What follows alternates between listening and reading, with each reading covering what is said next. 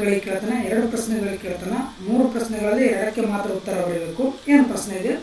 ಒಬ್ಬ ಅನುಭೋಗಿಯು 2 ಸರಕುಗಳನ್ನು ಅನುಭವಿಸಲು ಬಯಸುತ್ತಾಳೆ. ಬಾಳೆಹಣ್ಣಿನ ಬೆಲೆ ಎಷ್ಟಿದೆ? 5 ರೂಪಾಯಿ ಇದೆ. ಮಾವಿನ ಹಣ್ಣಿನ ಬೆಲೆ ಎಷ್ಟಿದೆ?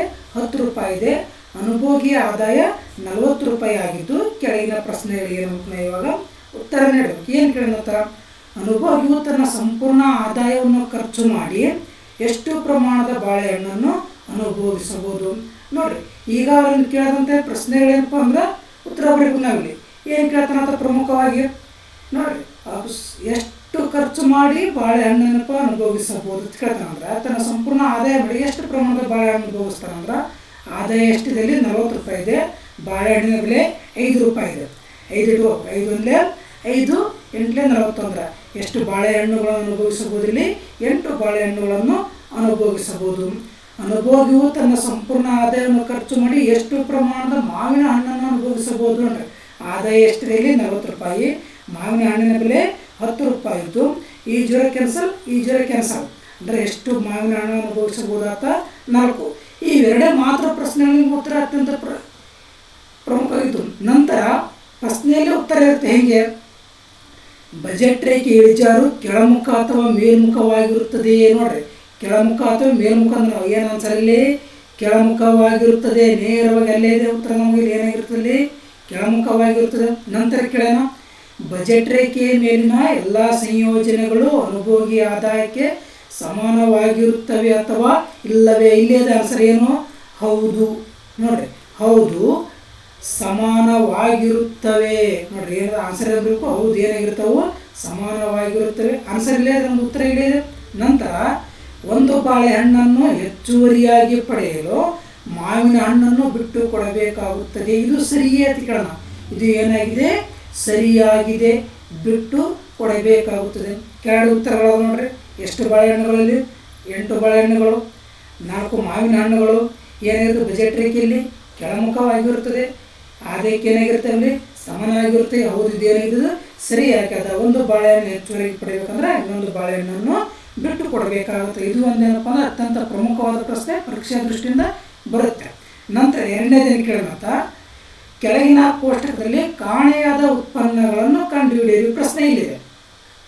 ಏನೇನಪ್ಪ ಅಂದ್ರೆ ಇಲ್ಲಿ ಫ್ಯಾಕ್ಟರ್ ಕೊಟ್ಟರೆ 1 to 1 ರಿಂದ 6ವರೆಗೆ 0, 10, 24, 40. ಇಲ್ಲಿ ಡ್ಯಾಶ್ ಇದೆ, ಇಲ್ಲಿ ಡ್ಯಾಶ್ ಇದೆ. 57, ಇಲ್ಲಿ ಡ್ಯಾಶ್ ಇದೆ, ಮತ್ತೆ ಡ್ಯಾಶ್ ಇದೆ. 16, 10, 6, 1. ನಂತರ 10 ಕೊಟ್ಟಾನ. 12, 13.33 ಡ್ಯಾಶ್ 11.2, 9.5. ಇದನ್ನು ಕೇವಲ ನೋಡ್ರಿ, ಇಲ್ಲಿ ಒಂದು MP 1, 2 ಕಂಡು ಹಿಡಬೇಕು. TP ಟೋಟಲ್ ಪ್ರಾಡಕ್ಟ್ 4 ಮತ್ತು 5 ಕಂಡು ಹಿಡಬೇಕು. ನಂತರ AP ಎವರೇಜ್ ಪ್ರಾಡಕ್ಟ್ ಕಂಡು ಹಿಡಬೇಕು. ಯಾವ ರೀತಿ ಕಂಡು? ಸಿಂಪಲ್ ಟ್ರಿಕ್ ಇದೆ. ಇಲ್ಲಿ ಏನಿಲ್ಲ ನೋಡ್ರಿ. ಪ್ರಮುಖ ಏನಪ್ಪ ಅಂದ್ರೆ 10 0 ಕಳೆದ್ರೆ 10 ಇದೆ. ನಂತರ 24ರಲ್ಲಿ 10 ಈ ಕಳೆದಕ್ಕೆ ಹೋಗ್ಬಿಡ್ದು, ಮತ್ತೆ ಬರಲ್ಲ.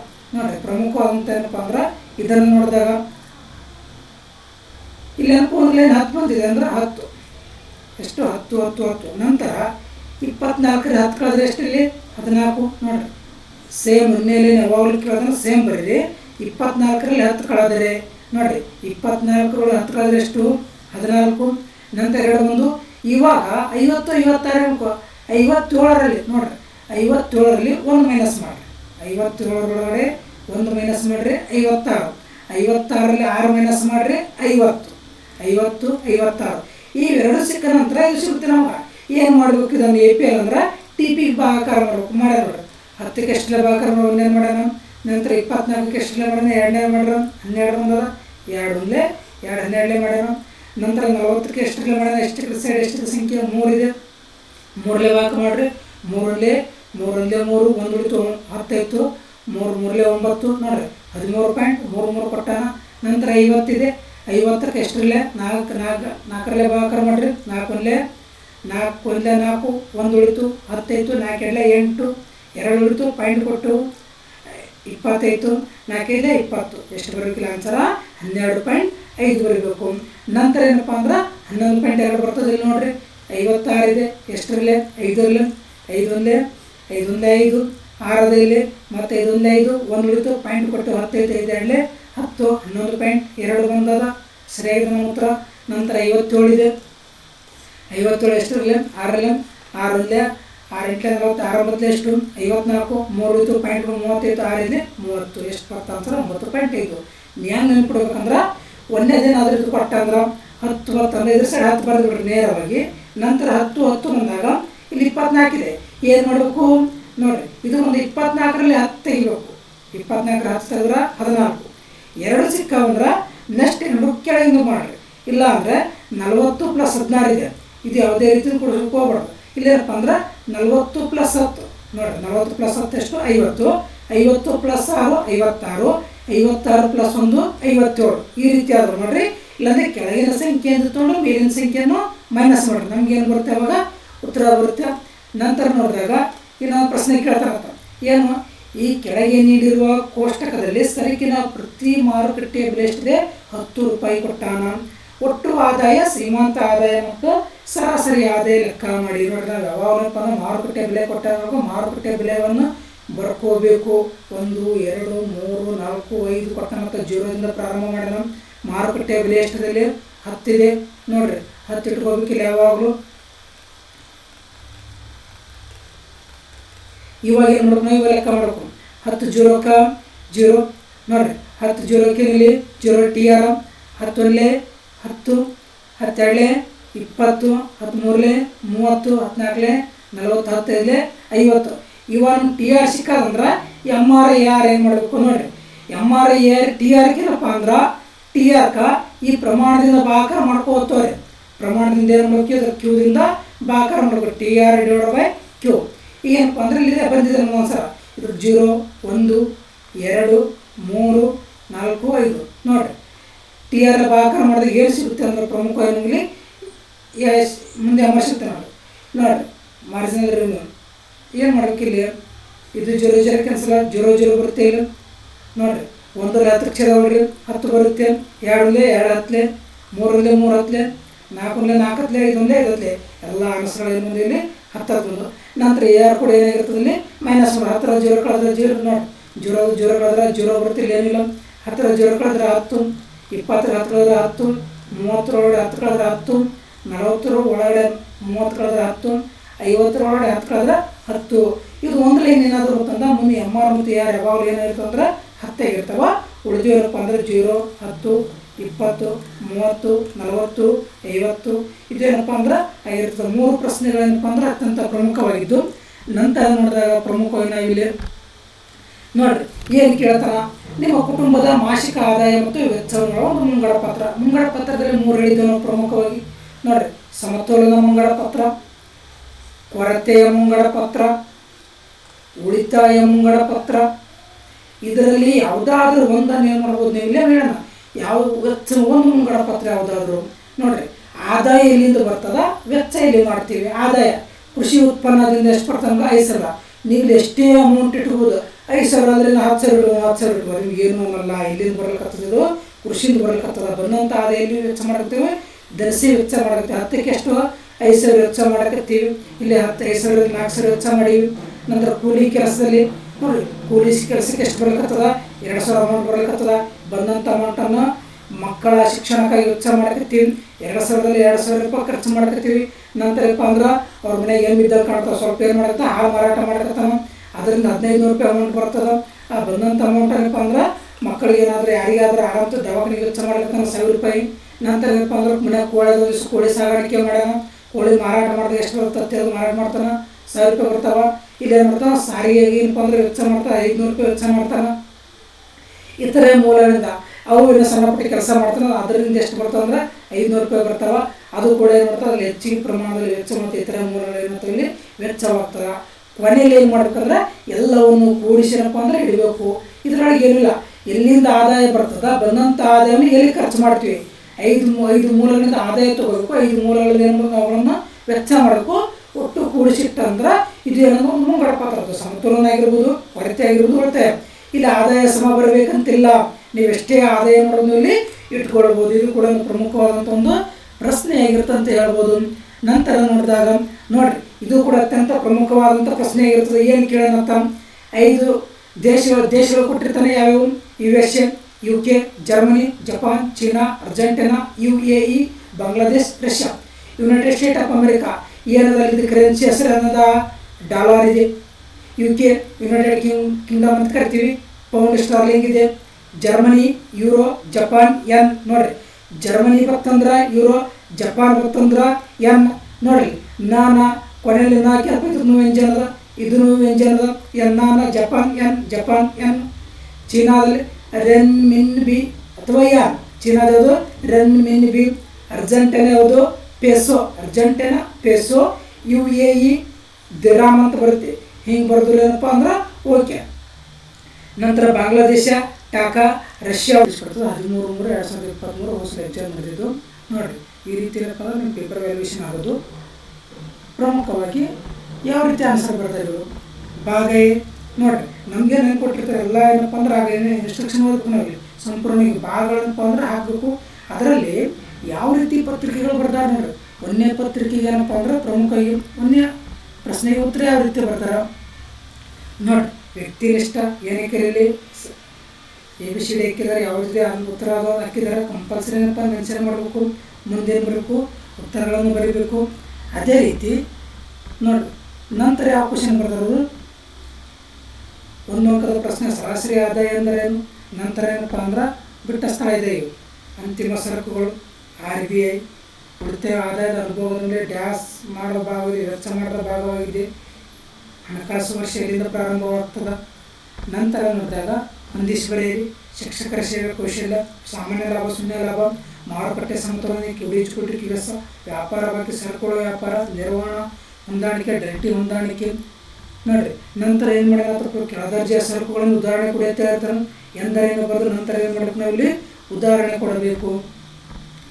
ಇದಾದ ನಂತರ ಏನಪ್ಪ ಅಂದ್ರೆ ನೋಡಿರಿ, ಯಾವಾಗಲೂ ಪ್ರಶ್ನೆಗಳನ್ನು ಹೊರಗಡೆ ಇರಬೇಕು, ನಂತರ ಉತ್ತರಗಳೇನು ಮಾಡಬೇಕು? ಇಲ್ಲಿ ಒಳಗಡೆ ಆಗಿರ್ತದ. ನಂತರ ನೋಡಿದಾಗ ಏನಪ್ಪ ನೋಡಿರಿ, ಉತ್ತರ ಏನಪ್ಪ ಅತ್ಯಂತ ಕನ್ಫ್ಯೂಸ್ ಆಗಿರ್ತದೆ.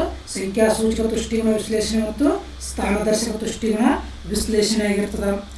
ನಂತರ ಏನು ಕೇಳೋಣ ಪ್ರಶ್ನೆ, ಸಮತೋಲನ ಪ್ರಮಾಣ ಎಂದರೆ ಅಂತ ಕೇಳೋಣ, ಸಮತೋಲನ ಬೆಲೆ ಎಂದರೆ ಅಂತ ಕೇಳೋಣ. ನೋಡಿರಿ, ನಂತರ ಏನಪ್ಪ ಅಂದ್ರೆ ಪರಿಪೂರ್ಣ ಪೈಪೋಟಿ ಮಾರಾಟಗಾರರಪ್ಪ ಅಂದ್ರೆ ಲಕ್ಷಣಗಳಿಗೆ ಕೇಳೋಣ. ನಂತರ ಸರಾಸರಿ ಆದಾಯ ಎಂದರೇನು, ಸೀಮಾಂತ ಆದಾಯ ಎಂದರೇನು. ಅತ್ಯಂತ ಪ್ರಮುಖವಾದ ಪ್ರಶ್ನೆಗಳಾದವು. ಉತ್ಪಾದನೆಗಳು, ಭೂಮಿಗೆ ನೋಡಿರಿ, ಭೂಮಿಗೆ ಶ್ರಮ, ಬಂಡವಾಳ ಸಂಘಟನೆ, ಭೂಮಿಗೆ ಗೇಣಿ, ಶ್ರಮಕ್ಕೆ ಕೂಲಿ, ಬಂಡವಾಳಕ್ಕೆ ಬಡ್ಡಿ. ನಂತರ ಏನಪ್ಪ ಅಂದ್ರೆ ಸಂಘಟನೆ ಲಾಭ. ನಂತರ SLR ಎಂದರೇನು ಅಂತ ಕೇಳ್ತಾನೆ. ವಾಣಿಜ್ಯ ಬ್ಯಾಂಕು ಸಂಗ್ರಹಿಸಿದ ಒಟ್ಟು ಠೇವಣಿ ಒಂದು ಭಾಗಿಲಿರ್ತಾವೆ. RBIನಲ್ಲಿ ನಗದು ಮೀಸಲು ಇಟ್ಟುಕೊಳ್ಳುವ ಮೊತ್ತವನ್ನು CRR ಅಂತ ಕರಿತೀವಿ. ನಂತರ ವಾಣಿಜ್ಯ ಬ್ಯಾಂಕು ಸಂಗ್ರಹಿಸಿದ ಒಟ್ಟು ಠೇವಣಿ ಒಂದು ಭಾಗವನ್ನು ತನ್ನ ಬಳಿ ಇಟ್ಕೊಳ್ತೀವಿ, ಅದಕ್ಕೆ ಏನಂತ ಕರಿತೀವಿ ಅಂದ್ರೆ SLR ಅಂತ ಕರಿತೀವಿ. ರಿವರ್ಸ್ ರೆಪೋ ದರ ಮತ್ತು ರೆಪೋ ದರ ಅಂತ ಕರಿತೀವಲ್ಲ, ಅದಕ್ಕೆ ಸಂಬಂಧಪಟ್ಟಿದ್ದು. ಪುಕ್ಕಟೆ ಸವಾರರು ಎಂದು ಕೇಳೋಣ. ಯಾವ ಬಳಕೆದಾರರು ಹಣವನ್ನು ಏನಪ್ಪ ಅಂದ್ರೆ ಪಾವತಿಸಿದ ಸಾರ್ವಜನಿಕ ಸರಕುಗಳನ್ನು ಪುಕ್ಕಟೆ ಏನಪ್ಪ ಅಂದ್ರೆ ಅನುಭವಿಸ್ತಾರೋ ಅಂಥದಕ್ಕೆ ಏನಂತ ಕರಿತೀವಿ? ಪುಕ್ಕಟೆ ಸವಾರ ಅಂತ ಕರೀ. ಉದಾಹರಣೆ ಅನುಭವಿಗಳು ಮತ್ತು ಉತ್ಪಾದಕರಿಗೆ ಕೊಟ್ಟನಂತ. ನೋಡಿರಿ, ಎಲ್ಲ ಹೋಸರೇನು ಎಕ್ಸ್ಟ್ರಾ ಕ್ವಶನ್ ಏನೋ ಬರ್ತಿರ್ತಾರೆ ಅಂದ್ರೆ ಈ ಎಕ್ಸ್ಟ್ರಾ ಹಾಕಿರ್ತಾರೆ. ನಂತರ ಒಂದು ದೇಶದ ಕರೆನ್ಸಿ ಬೆಲೆ ಇನ್ನೊಂದು ದೇಶದ ಕರೆನ್ಸಿ ಬೆಲೆ ವ್ಯಕ್ತಪಡಿಸುವುದೇನಾಗಿರ್ತದೆ? ವಿದೇಶಿ ವಿನಿಮಯ ದರ. ಉದಾಹರಣೆಪ್ಪ ಅಂದ್ರೆ USA ಡಾಲರ್ 68 ರೂಪಾಯಿ ಏನಪ್ಪ ಅಂದ್ರೆ ಕಂಡು ಬರ್ತದೆ. ಮೊದಲೇ ಇವಾಗ ಮತ್ತು ಜಾಸ್ತಿ ಇದೆ. ನಂತರ ಇವಾಗ ಇಲ್ಲಿ ನೋಡ್ರಿ, ಈ ಯೋಜನಾ ಆಧಾರಿತ ಪ್ರಶ್ನೆ ನೋಡ್ರಿ, ಯೋಜನಾ ಆಧಾರಿತ ಪ್ರಶ್ನೆ ಏನು ಕೇಳ್ತಾರೆ ಅಂದ್ರೆ ಪ್ರಮುಖವಾಗಿ ಇಲ್ಲಿ ಇನ್ನು ಹೇಳಿದೆ TP, AP, MP ಗಳ ಸಂಬಂಧಪಟ್ಟಂತೆ ಏನಪ್ಪ ಅಂದ್ರೆ ಪ್ರಮುಖವಾದಂಥ ಪ್ರಶ್ನೆಗಳಾಗಿರ್ತಾವ.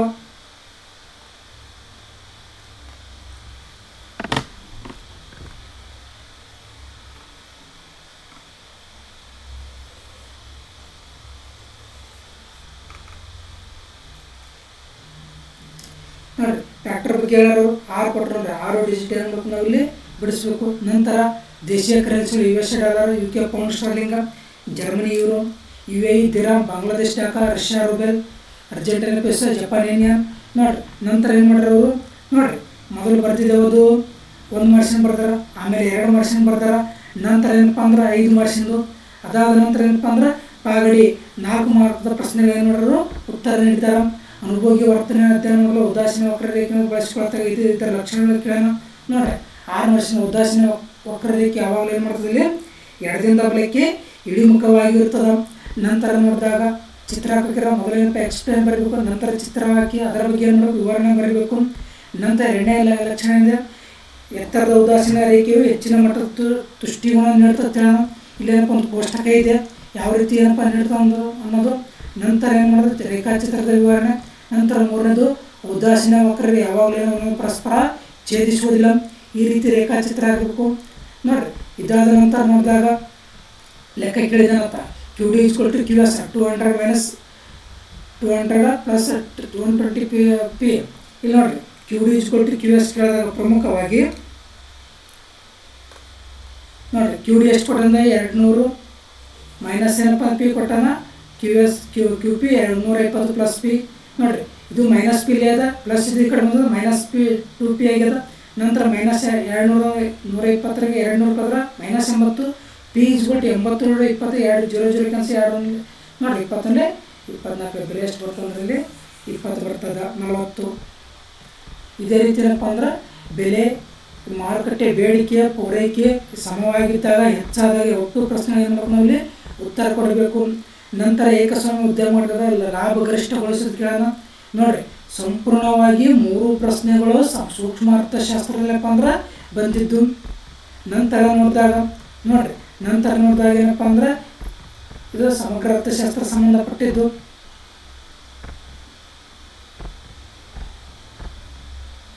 ಅನನ್ಯತೆಗಳು ಸಮಗ್ರ ಅರ್ಥಶಾಸ್ತ್ರದಲ್ಲಿ.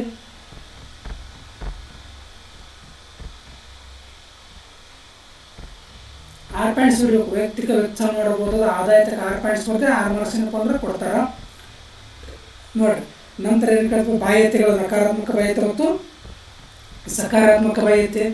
ಇಲ್ಲಿ ಏನಪ್ಪ ರಾಸಾಯನಿಕ ಕೈಗಾರಿಕಾ ಸ್ಥಾಪನೆ ಮಾಡ್ರೆ ಆ ಪ್ರದೇಶದಿಂದ ಏನಪ್ಪ ಅಂದ್ರೆ ಅಲ್ಲಿ ಕೆಲಸ ಸಿಕ್ಕಾಗ ಇದು ಏನಾಗಿರ್ತದೆ ಅಂದ್ರೆ ಪ್ರಮುಖವಾಗಿ ಸಕಾರಾತ್ಮಕ ಆಗಿರ್ತದೆ. ಇದೇನಪ್ಪ ಅಭಿವೃದ್ಧಿ ಸಹಾಯ ಆಗ್ತದೆ, ಎಲ್ಲ ಉದ್ಯೋಗಾವಕಾಶ ಇರ್ತದೆ.